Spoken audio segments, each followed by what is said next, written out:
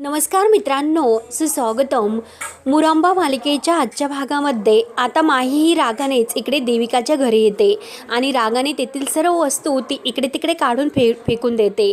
तिचा आणि जो काही देविकाचा एकत्र फोटो असतो तर तो फोटो भिंतीवरचा काढते आणि तो फोटो जोराने फेकून देते तर तो फोटो फुटला असतो. देविका आता इतकी घाबरते आणि ती माहीला म्हणते की शांत. देविका आता इतकी घाबरलेली असते तर माही ही रागाने म्हणते की देविका, अगं का आहेस तू माझ्या लाईफ मध्ये. तेव्हा मात्र आता लगेच इतका ती राग व्यक्त करत असते, परंतु देविका घाबरून म्हणते की प्लीज अगं माही, लिसन टू मी, माझं जरा ऐकून घे. परंतु माही म्हणते की नाही, मी तुझी कोणीही लागत नाही, मी तुझी कोणतीही मुलगी नाही. सतत मॉम व्हायचं असतं ना, आय एम यू मॉम असं सतत तू करत असते. आणि तुला माहिती आहे का मॉम आणि मुलीचं नातं काय असतं ते. अगं एक मॉम आपल्या मुलीबद्दल काय विचार करते आणि तू तर मला मारण्याचा प्रयत्न करते. तेव्हा आता घोटाळे सुद्धा ऐकून हे अगदी लगेच तोंड असं घाबरल्यासारखं करतात. तेव्हा देविका म्हणते की अगं माही, तू काय बोलतेस हे. तेव्हा आता माही तिला म्हणते की हे बघ, तू हे सर्व नाटक माझ्यासमोर करायचं नाही. तू किती सेल्फिश आहे हे पूर्ण मला माहिती आहे, त्यामुळे तू असा काहीतरी चेहरा माझ्यासमोर करू नको की मला तुझं काही असं वाटेल म्हणून. तू तर माझ्या डॅडला मारलंस आणि आता तर माझ्या जीवावर उठली, मला मारायला चाललीस. तेव्हा मात्र देविका आता मुद्दाम घाबरल्यासारखं नाटक करते आणि माझ्या मनात असं काही नाही असं दाखवण्याचा प्रयत्न करते. परंतु माही म्हणते की नाही देविका, तुला माहिती आहे का आज काय झालं म्हणून. तेव्हा आता देविका विचारते की काय. तर आता लगेच माही म्हणते की माझा आणि नीलचा ब्रेकअप झाला. मी तर नीलवर इतकं प्रेम करत होते की त्याच्याशिवाय माझ्या आयुष्यामध्ये दुसरं कोणीही नव्हतं. परंतु आज मात्र नीलने मला काय सांगितलं तुला माहिती आहे का. त्याचं माझ्यावर नाही तर माझ्या पैशावर प्रेम आहे आणि हे जे काही होतं ते सगळं काही तुझ्यामुळे होतं देविका.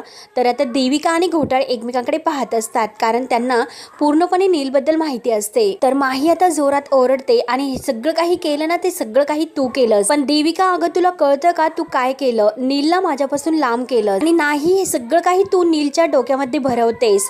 कारण मला एक गोष्ट विचारायची की नीलकडे जे काही चेकबुक माझं होतं त्याच्याकडे आलंच कसं ते. तू दिलंस ना, तू तर सर्व काही माझे अकाउंट तर ब्लॉक केले होते आणि तुला गरज आहे म्हणून तू सगळं काही आता नील बरोबर प्लॅन केलास.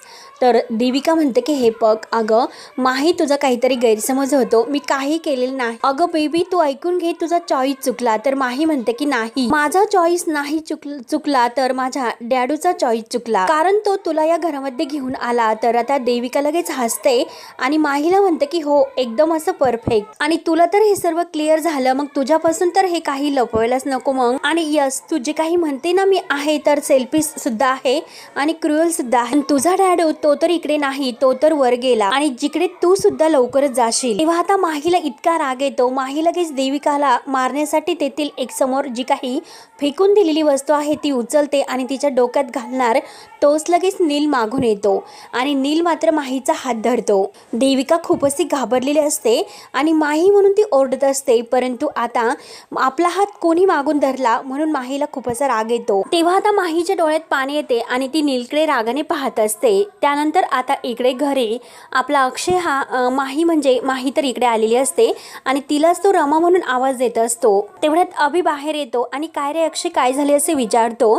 तर अक्षय त्याला म्हणतो की अरे रमा कुठे आहे. तेव्हा आता अभि म्हणतो की अरे रूम मध्येच असेल. तर अक्षय म्हणतो की नाही, अरे ती घरामध्ये नाही, अरे ती घरामध्ये सुद्धा नाही दिसत आणि अरे आत्ताच तो नील आला होता आणि त्याच्याशी सुद्धा ती कशी वागली.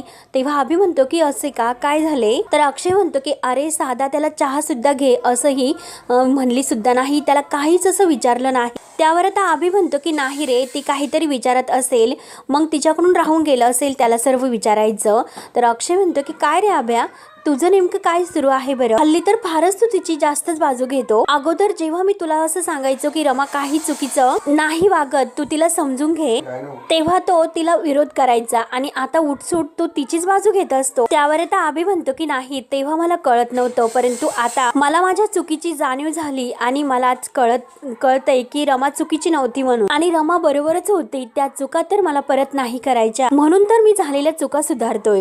तेव्हा आता अक्षय म्हणतो, अरे पण रमा तेव्हा तर बरोबर वागत होती, पण आता इतकं चुकीचं कसं वागू शकते? इतरांशी इतकं प्रेमाने समजून घेणारी वागणारी मुलगी, प्रत्येकाचा इतका विचार करणारी मुलगी आज मात्र असं कसं वागत असेल? ज्या माणसांशी तिची ओळख नसते, ज्या माणसाबद्दल तिला काही माहिती नसतं, तरी सुद्धा तिच्या मनात त्या माणसाबद्दल सहानुभूती असते आणि म्हणून तर ती काय मला म्हणत राहायची की ऑनलाईन शॉपिंग नको, आपण रस्त्यावरून शॉपिंग करू. त्या माणसांना सुद्धा पोट आहे, त्यांचं सुद्धा घर या पैशावरच चालतं. मग त्या माणसाबद्दल सुद्धा इतक्या आपुलकीने विचार करणार ही मुलगी, मग ज्या माणसाने तिचा जीव वाचवला तर त्या माणसाबद्दल सुद्धा तिच्या मनात आपुलकी, प्रेमाने आणि माणुसकीने ती त्याच्याबद्दल विचार नाही करू शकत का? आणि त्याच्याबरोबर ती व्यवस्थित का वागू शकत नाही? अशी कशी आहे ही त्याच माणसाला इतकं इग्नोर करते. पण या अगोदर सुद्धा रमा कुठेही जायचं असेल, काही घ्यायचं जरी असेल तर त्या अगोदर सुद्धा ती मला विचारायची की अहो जाऊ का, मी हे सर्व घेऊ का, ते करू का? आणि तेव्हा तर मीच तिला असं म्हणायचो की अगं प्रत्येक छोटी मोठी गोष्ट करत असताना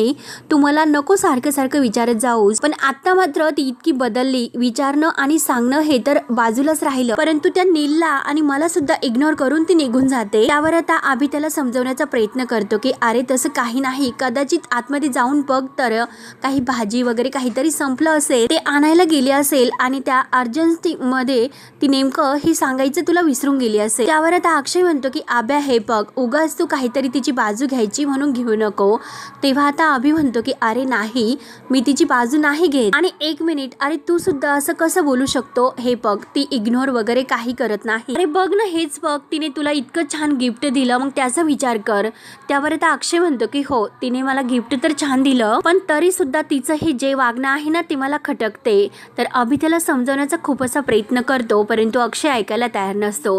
अक्षय म्हणतो की हे बघ, ऍक्सिडेंट पासून जेव्हा ती बरी झाली तेव्हापासून, जेव्हा ती या घरात आली तेव्हापासून तिने मला काही असं खायला करून दिलेलं नाही. माझी रमा होती तर ती किचन मध्ये वेगवेगळ्या अशा रेसिपी करायची आणि त्या रेसिपी तयार करून ते मला खायला द्यायची. त्यातलं तर ती काहीच करत नाही. गेल्या कित्येक दिवसापासून ती फक्त ती फ्रेंच इस्त्रीची कॉपी आहे ना तीच फक्त आणते आणि चिटकवते. अरे मला सुद्धा वाटलं होतं की माझ्या बायकोच्या हातचं काहीतरी छान खावं म्हणून, परंतु ते तर तिला काहीच कळत नाही. तेव्हा आता अभि सुद्धा गोंधळल्यासारखं होतं आणि ते करत असतो.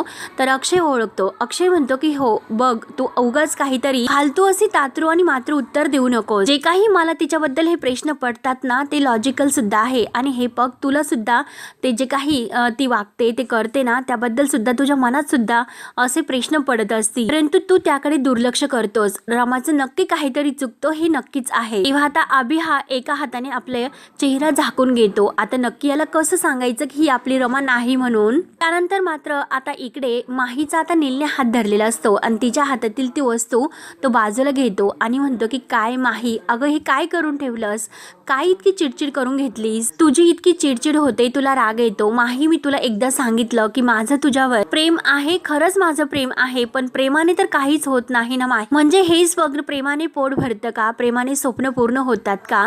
तर नाही ना, हे सगळं कशाने होतं? पैशानेच ना, म्हणून हे सगळं काही सुरू होतं. आणि हे बघ, सिंपलपणे मी तुला सांगतो की तुझ्या आयुष्यामध्ये प्रेम नाही, बाकी सर्व तुझ्या आयुष्यामध्ये आहे आणि माझ्या आयुष्यामध्ये काय तर पैसा नाही. आणि हे जे काही करतो ना मी केवळ पैशासाठी करतो. तेव्हा आता देविकाला हसायला येतं.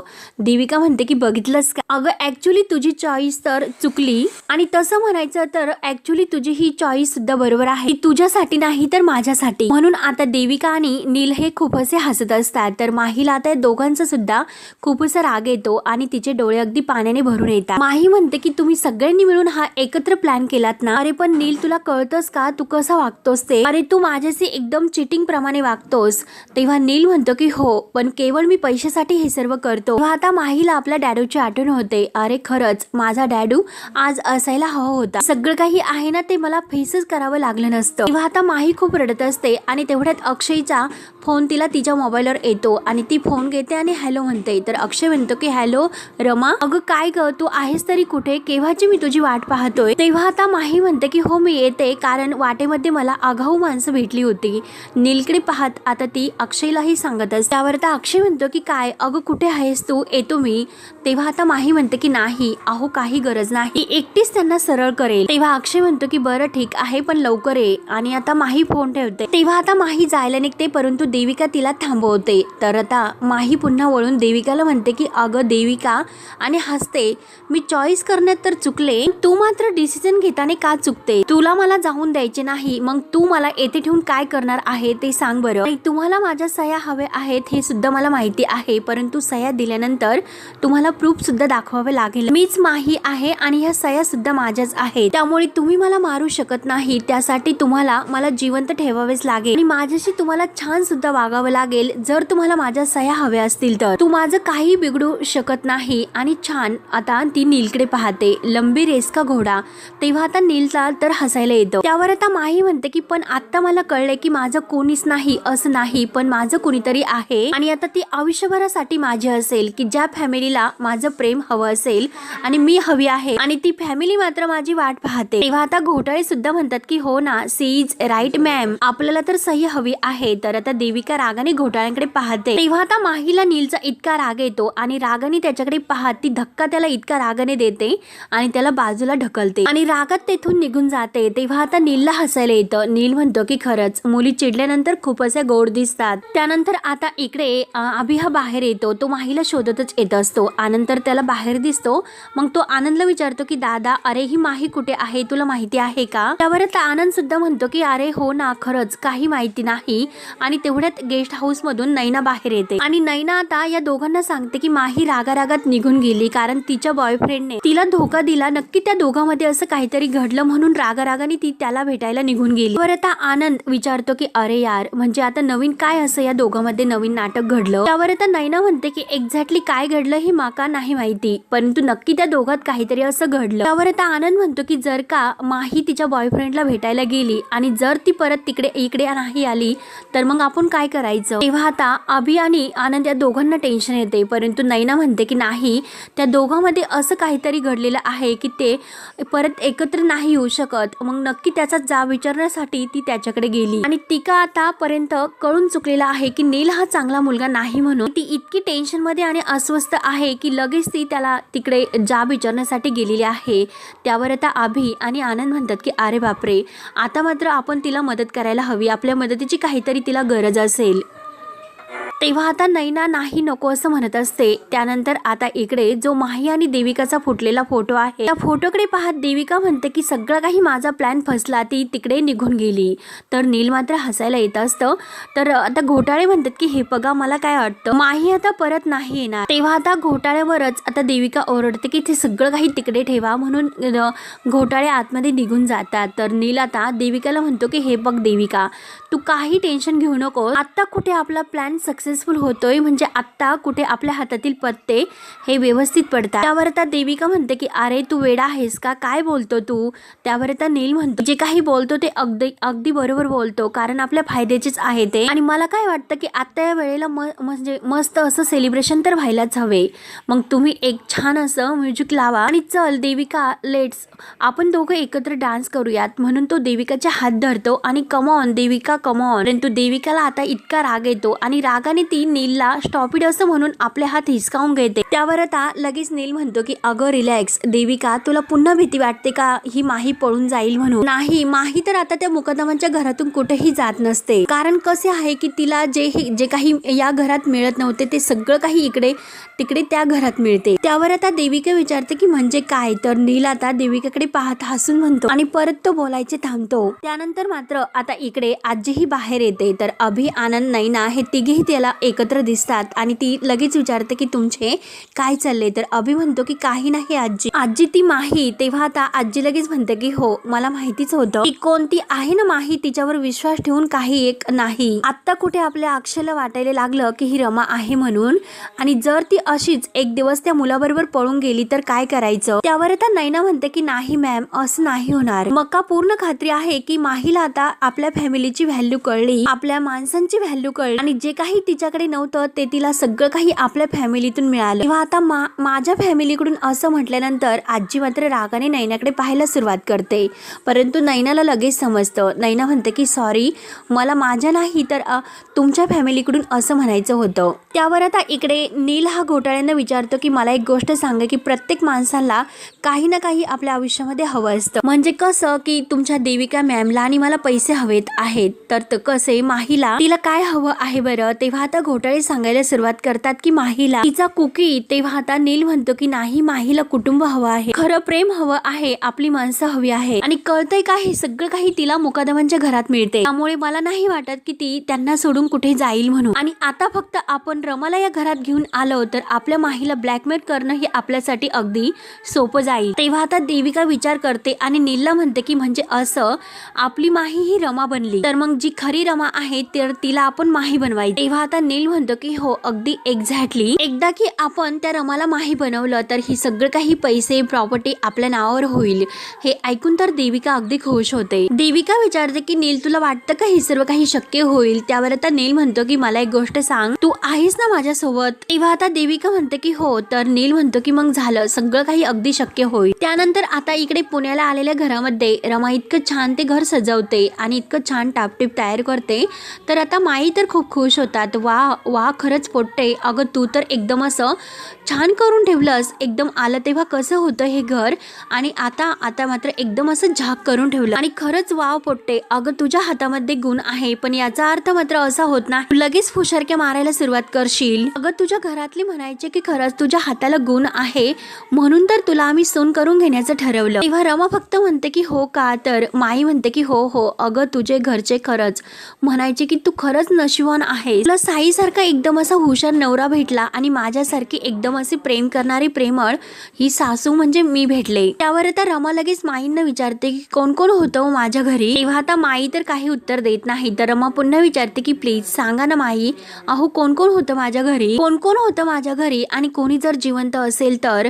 तेव्हा आता माई म्हणतात की अगं तू काय बोलते, अगं पोट्टे मला तर तुला काही सांगायला हरकत नाही, अगं पण डॉक्टरांनी सांगितले की तुला काही सांगायचं नाही म्हणून, आणि जास्त तू अशीच आठवत राहिली तर त्याचा तुला खरंच खूप त्रास होईल। तेव्हा आता रमा म्हणते की नाही हो, मला काही त्रास नाही होणार, तुम्ही प्लीज मला सांगा की माझ्या घरी कोण कोण होतं, आणि उलट जर तुम्ही मला सांगितले नाही तर जास्त मला आणखीन त्रास होईल। तेव्हा आता माईकडे सांगण्यासाठी असं काहीच नसतं, कारण या रमाबद्दल तिला काही माहितीच नसते। तेव्हा ती आता मनात म्हणते की अरे देवा, कुठेही हे सर्व सांगून मी चुकले, फसले, नेमकं आता हिच्याबद्दल मी काय सांगू, कारण सांगण्यासाठी तर माझ्याकडे काहीच नाही। रमा विचारते की अहो सांगा ना माई, जेव्हा हे लग्न ठरवायचं होतं तेव्हा नातेवाईक तर असतील ना माझे, नक्की कोणीतरी, तुम्हाला खरंच माहिती असेल सांगा ना मग मला की कोण होतं ते। तेव्हा आता माई म्हणतात की तुझे नातेवाईक, अगं नाही, तुला एकही नातेवाईक नाही, अगं पोट्टे मी तुला कसं सांगू की तुझे आई वडील हे अनाथ होते, म्हणून माई आता मुद्दाम हिला सर्व खोटं सांगतात। तेव्हा हे ऐकून रमाला आणखीन वाईट वाटतं, तर माई म्हणतात की हे बघ, डॉक्टरांनी सांगितलं होतं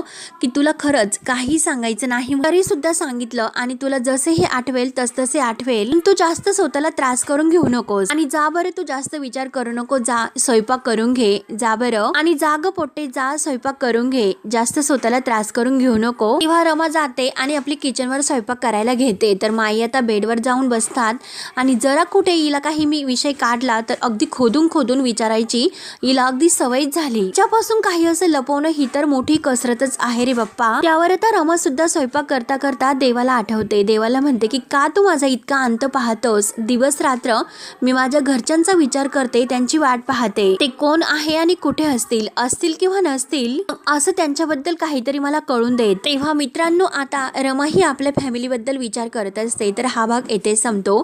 पुढील भागामध्ये आता मात्र गणपती बाप्पांचे जे काही आता अगदी आरती वगैरे आहे तर ते सर्व काही अगदी रमा म्हणजे माही आणि अक्षय जोडीने करतात, आणि आरती झाल्यानंतर सर्वजण आता देवाला हात जोडतात। तर अक्षय आता आरती ओवाळत देवपाला म्हणतो की थँक्यू गणपप्पा, तू माझ्या रमाला परत तिच्या घरी परत आणलंस। परंतु आता माही असते तर माही अगदी तो विषय बदलण्यासाठी लगेच जोरात म्हणते की गणपती बाप्पा मोरया। त्यानंतर आता इकडे आपले हे रमा आणि साई सुद्धा अगदी जोडीने इकडे गणपती बाप्पांच्या आरतीला येतात। गणपती बाप्पांची आरती होते तर गुरुजी म्हणतात की या जोडीने माझं दर्शन घ्या। तेव्हा आता ते गणपती बाप्पांचं आधी दर्शन घेतात आणि नंतर गुरुजींच्या पाया पडतात। गुरुजी म्हणतात की सौभाग्यवती भव, तेव्हा मात्र आता रमाला मात्र अक्षय या नावाची आठवण होते. त्यानंतर इकडे माही सुद्धा आता ते आरतीचं ताट उचलते, परंतु अक्षयला चटका बसतो. तेव्हा अक्षय विचार करतो की नक्की माझ्याकडून काहीतरी अशी चूक होते का. तर इकडे रमाला सुद्धा अक्षय या नावाबद्दल थोडंसं काहीतरी आठवतं. म्हणजे आता अक्षय सुद्धा गणपती बाप्पाकडे पाहत असतो. तेव्हा आता पुढे काय होतं हे पाहण्यासाठी आपल्या चॅनलला नक्की सबस्क्राईब करत राहा. धन्यवाद.